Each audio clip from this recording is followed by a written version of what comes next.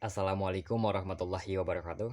Halo teman-teman semua, kembali lagi dengan saya Ipa Saputra dari Prodi Teknik Mesin Universitas Nusa Angkatan 2021 dengan NIM 202101101049. Oke, pada video kali ini saya akan membahas materi ke-10 pada teknik pengukuran, yaitu tentang relay dan aktuator hidrolik. Nah, pembahasan yang akan kita mulai pada definisi atau arti daripada relay itu apa, hingga macam-macam relay ataupun jenis-jenis relay, fungsi daripada relay, dan contoh penerapan daripada relay, hingga timbul pertanyaan mengapa harus memakai relay. Pertanyaan inilah yang nantinya akan menjelaskan fungsi daripada relay tersebut itu seperti apa. Oke, dilanjut pada pembahasan yang kedua tentang aktuator hidrolik. Dimulai daripada pengertian ataupun penjelasan mengenai definisi aktuator hidrolik itu apa, hingga diakhiri pada kelebihan dan kekurangan aktuator hidrolik itu seperti apa. Untuk mempersingkat waktu, mari kita bahas satu persatu mengenai aktuator hidrolik dan relay ini. Kita bahas yang pertama mengenai relay terlebih dahulu. Nah, perlu teman-teman ketahui bahwasanya relay ini dapat kita artikan sebagai saklar ataupun switch yang dioperasikan oleh listrik. Dan juga relay ini adalah komponen elektromekanikal yang mempunyai dua komponen utama, yaitu elektromagnetik dan mekanikal. Elektromagnetik di sini dapat kita artikan sebagai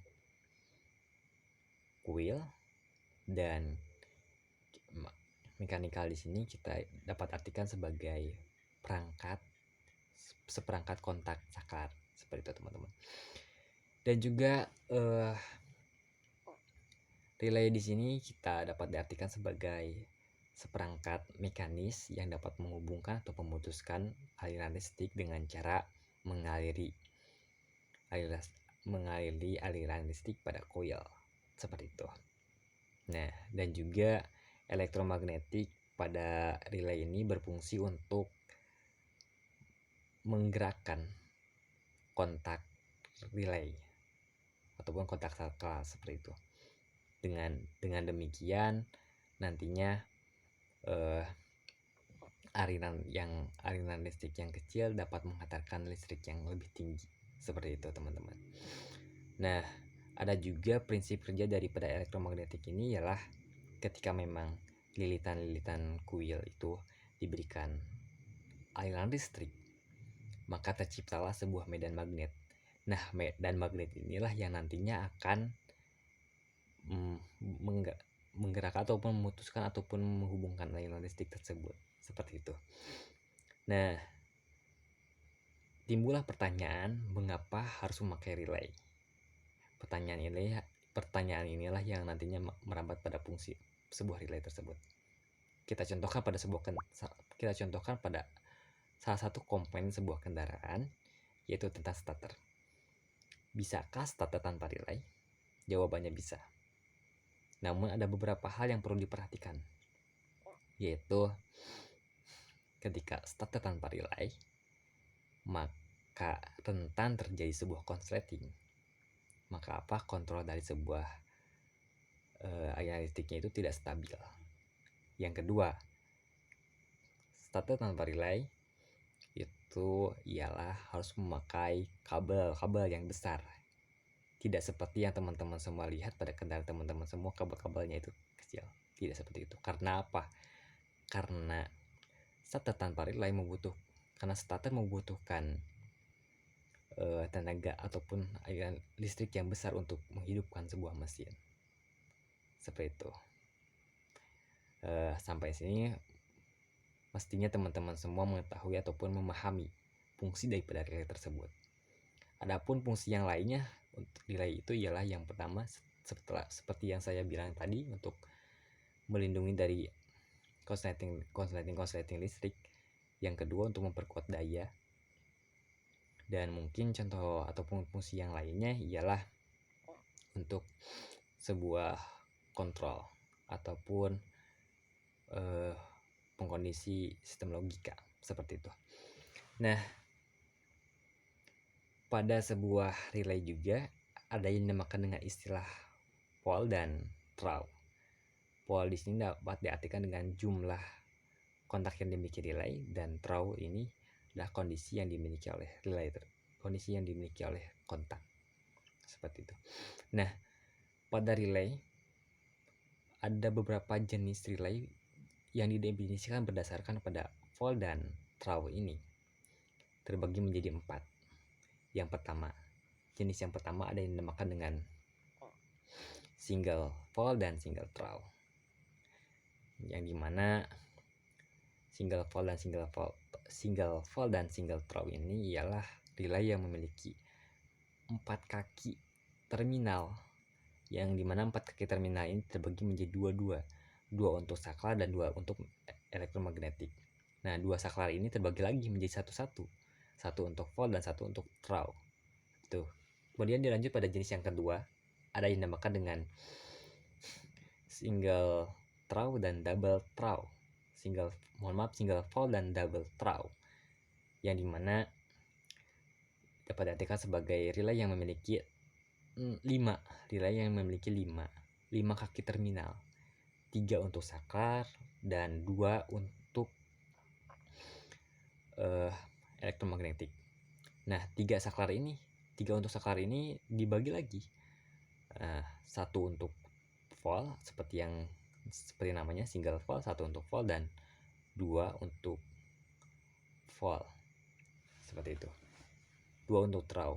Dan lanjut yang ketiga ada yang dinamakan dengan kebalikannya, itu double pole dan single throw, yaitu relay yang memiliki 6 kaki terminal, yaitu 4 untuk saklar dan 2 lagi untuk elektromagnetik. Nah, 4 ini dibagi lagi, 2 untuk pole dan 2 lagi untuk throw. Kemudian yang terakhir, yang keempat, ada yang dinamakan dengan double pole dan double throw. Nah, ialah saklar yang memiliki 8 kaki terminal. 8 kaki terminal ini terbagi menjadi 6 untuk kaki saklar dan 2 lagi untuk magnet.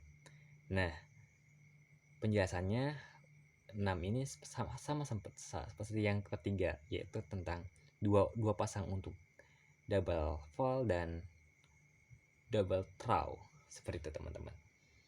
Nah, setelah membahas mengenai jenis-jenis relay berdasarkan pada pole dan throw, ada juga jenis-jenis relay berdasarkan pada umumnya.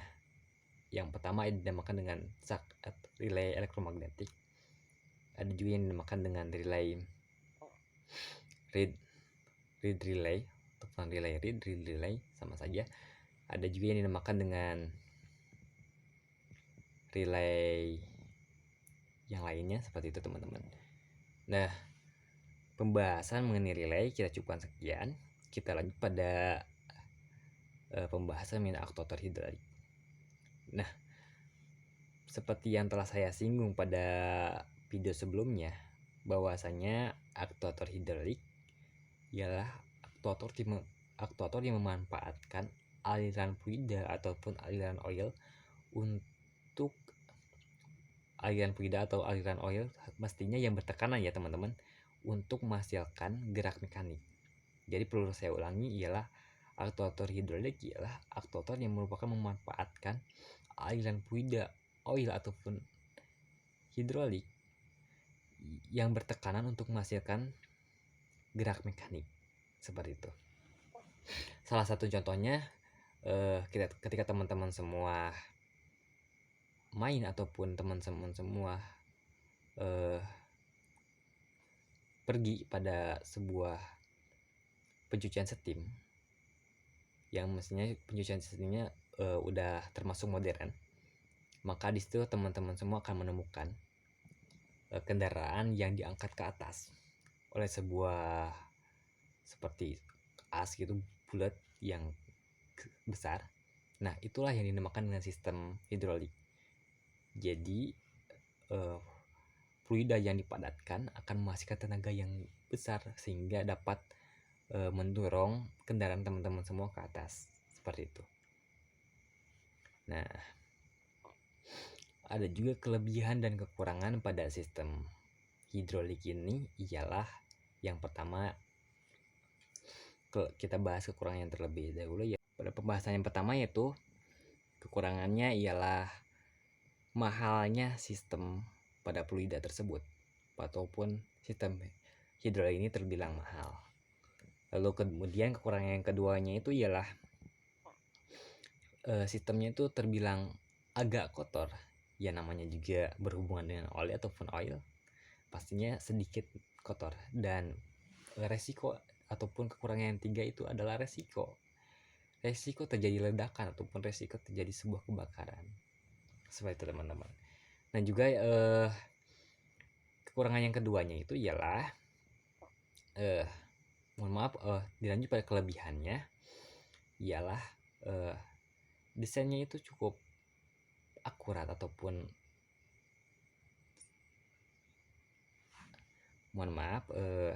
kelebihan daripada fluida ini ya, yang pertama, dengan tenaga yang kecil ataupun bisa dibilang dengan fisik yang kecil dapat menghasilkan tenaga yang besar, seperti itu. Lalu kemudian bentuknya lebih fleksibel, seperti itu. Mungkin kelebihannya hanya seperti itu teman-teman, kurang lebihnya mohon maaf. Kita video kali ini kita cukupkan sekian. Seperti biasa saya mohon pada teman-teman semua, jangan terpaku yang pada video saya saja, melainkan teman-teman semua juga harus menggali lagi pada informasi-informasi pada video ataupun pemahaman pada materi-materi yang lain, seperti itu. Saya akhiri cukupkan sekian.